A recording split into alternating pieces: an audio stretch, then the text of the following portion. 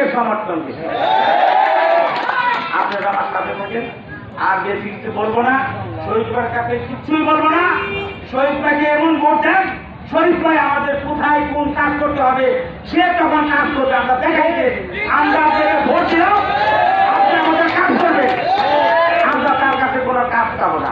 এখন তার কাছে কাজে প্রতিশ্রুতি নিয়ে যদি সে না বেঁচে থাকে, যদি সে করতে না পারে, তাহলে তার উপরে একটা আমরা আমাদের মন খারাপ হবে, বিভ্রান্তি হবো, তার কাছে কোনো কাজই যাবো না। আমি পরিশেষে আমি ছোট্ট একজন মানুষ, হারুন আমার নাম। আমি আসলে দেশে বেশি থাকি না। আমি আমার একজন বন্ধুর অনুরোধে আমি 23 তারিখে চলে যেতাম। বন্ধুর অনুরোধে শুধু শহীদ মুর্শিদ নির্বাচনের খাতিরে, আপনাদের মায়ার খাতিরে, শহীদ মুর্শিদ নির্বাচনের খাতিরে আমি আমাদেরও মান সম্মান অধিকার আদায় করার নির্বাচন। প্রিয় সংগ্রামী ভাইরা আমার, একজন অসৎ মানুষ আজকে দুর্নীতি করেছে, কোটি কোটি টাকা আয় করে আজকে জনগণকে ক্রয় করছে টাকার বিনিময়ে, ভোটার ক্রয় করছে টাকার বিনিময়ে। এই নির্বাচন ওই একজন অসৎ ব্যক্তিকে উৎখাত করার নির্বাচন। এই নির্বাচন এই এলাকার যত নিরীহ লাঞ্ছিত বঞ্চিত মানুষ রয়েছে তাদের অধিকার আদায় করার নির্বাচন। প্রিয় সংগ্রামী ভাই আমার, আপনারা শুধু 5 তারিখ পর্যন্ত আপনাদের কাজ চালিয়ে যান, ইনশাল্লাহ আপনাদের বিজয় অবশ্যই হবে, অবশ্যই হবে, কেউ ছিনিয়ে নিতে পারবে না। প্রিয় সংগ্রামী ভাই আমার, আমি পরিশেষে একটা কথাই বলে যাব। অনেক নেতা কর্মী হুমকি দামকি দিচ্ছে, আমাদের কানে স্পর্শ হয়। যারা হুমকি দিচ্ছেন, আমি আজকে এই জনসমক্ষে তাদেরকে ফার্স্ট মাস্ট ওয়ার্নিং হিসেবে বলে যেতে চাই, নির্বাচনের পূর্বে কিছুই বলতে চাই না। যারা হুমকি দিচ্ছেন, নির্বাচনের পরে তাদের জবাবদিহি করতে হবে। আমরা কিন্তু থাকবো না, সাবধানে কথা বলবেন। আমরা কাশীরবাসী ঐক্যবদ্ধ হয়েছি মানে আপনারা শুধু ভোট দেন, আপনাদের ভোট কালী শহীদের ভোট, রক্তলমের ভোট, একটা ভোট এদিক সেদিক করার ক্ষমতা কোন প্রশাসনের কোন নেতার হয় না। কাজেই ভয় পাওয়ার কিছুই নেই, আপনারা নির্বাচন চালিয়ে যান, বিজয় আপনাদের অপেক্ষা করছে ইনশাল্লাহ।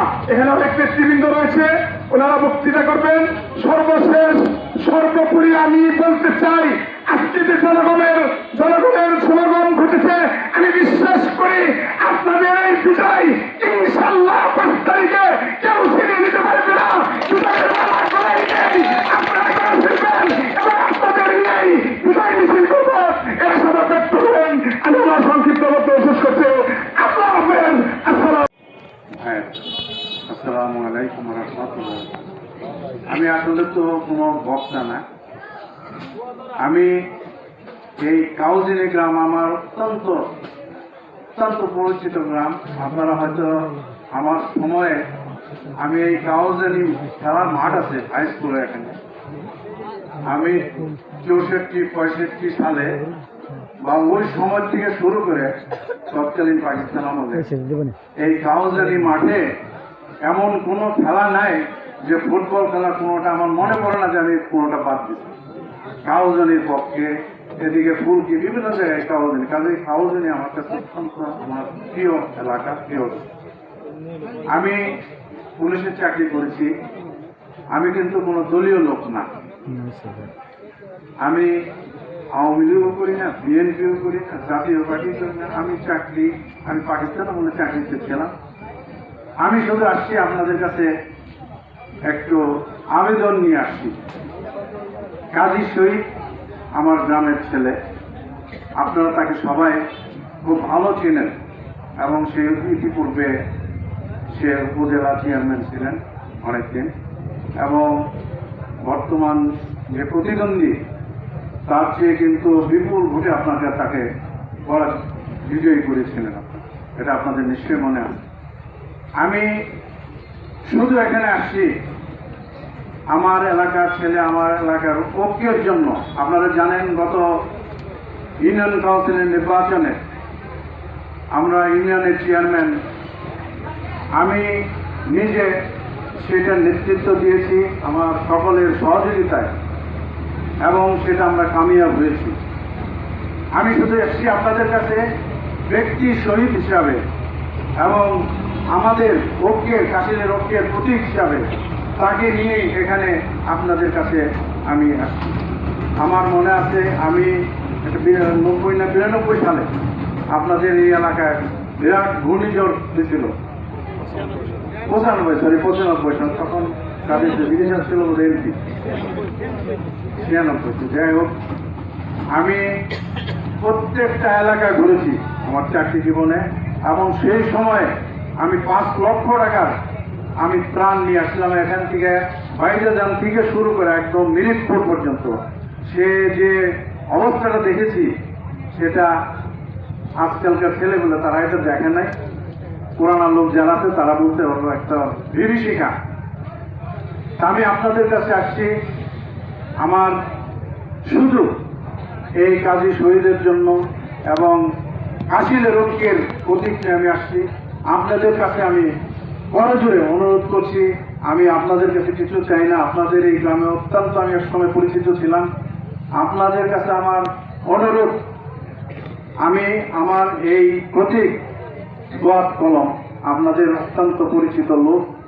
আমি আশা করি অন্তত আমার এখানে আসার আমি কোনো নেতা না, কোনো কিছু না, আসছি শুধু আপনাদের সঙ্গে একটু কথা বলতে, এই আপনাদের সঙ্গে একটু সাক্ষাৎ। হয়তো আমার নাম অনেকেই জানেন, কিন্তু হয়তো বাস্তব অনেকে আমার সামনেই বলে যে কাশিলের রুনো স্কুলে ছিলেন নাকি, তো আমাকেই জিজ্ঞাসা করে, হয়তো আমার ব্যক্তি হিসেবে অনেকে চেনেন না।